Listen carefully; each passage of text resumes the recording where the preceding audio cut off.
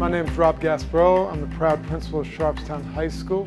We're a high school of about 1,700 students. I think the Woods Project helps our students see more than just the local community. Some have gone off to college to say the experience was life-changing. It made me realize the leader within me. It made me realize that I was always confined to Sharpstown, but I have a lot to offer. My name is Jennifer Cantu and I go to Sharpstown High School. I am going to be a sophomore.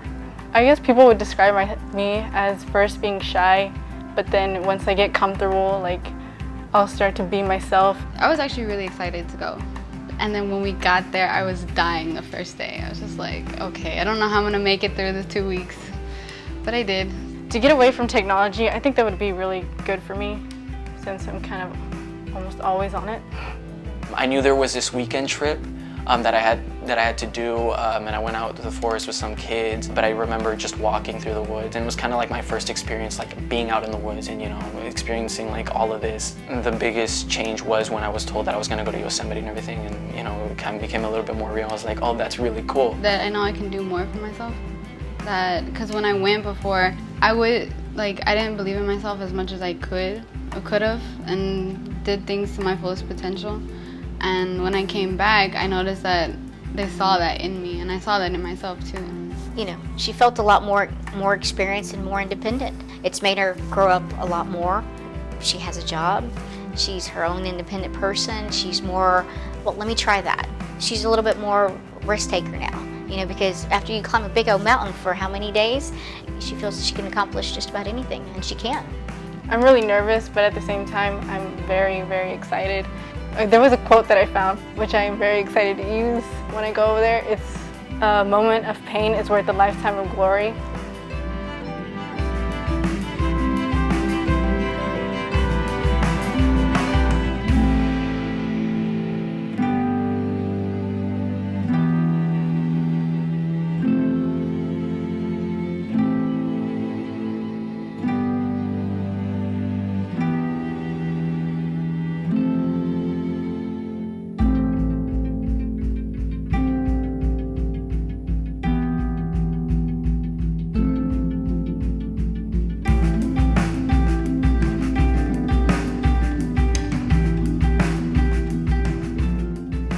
The Woods Project expands their horizons. Some of our kids don't even know all of Houston. We talk about helping our kids feel capable, connected, and cared for. While we want them to know algebra, biology, and all those different subjects, that's important. But we want them to be critical thinkers. We want them to be able to collaborate. If we're going to have college and career-ready kids, they have to be able to lead. They have to be able to be part of a group. They have to know how to cooperate, collaborate, and be good critical thinkers. That's not always measured on a STAR test and some of these other indicators, so we have to do more than that. For instance, now she's doing volleyball and band camp, and she's like, Mom, it's too much, It's the next day she came back and she says, I'm going to try it again, I'm getting better, and I'm going to stick it out and see how I like it. What happens with a lot of our kids when they go off to college, they don't believe that they're college material yet. They get in the Woods Project and they see, you know what, I know as much as these other kids. To still be there mentally, because I was really missing home and stuff. And it was hard for me not to get down and be away from everyone and just enjoy that moment. So I guess that was kind of rough for me.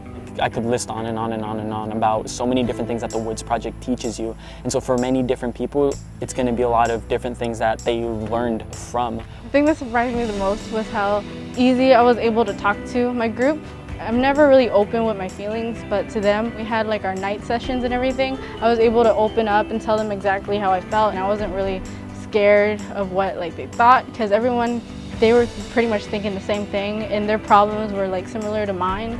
On the trip there, the bus was dead silent. It was because of the fact that a lot of the kids were just on their phones, texting, doing whatever it was, and they were very cliquey at first. But when we were coming back on the bus, they were singing love songs, they were singing pop songs, they were singing rap songs, Shut up and dance. And they had their phones, which was pretty cool. They put their phones aside and they were still singing, they were still jamming. Seeing that difference from, the first day to the last day, it was incredible. I felt the air get thinner.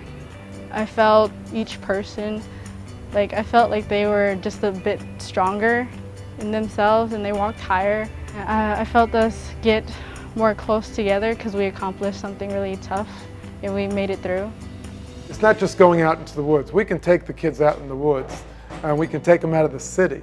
It's a lot more than that. It's putting them in positions to have those experiences, to truly lead, to truly solve problems, and I think to budget time and work with others. It's affected me by being able to see things in a different perspective.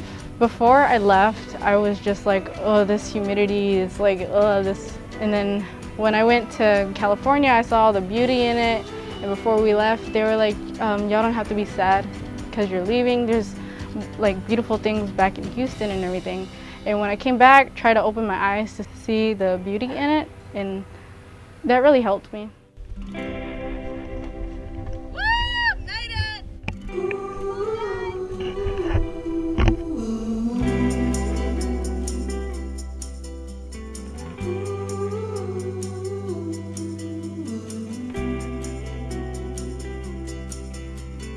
Ooh.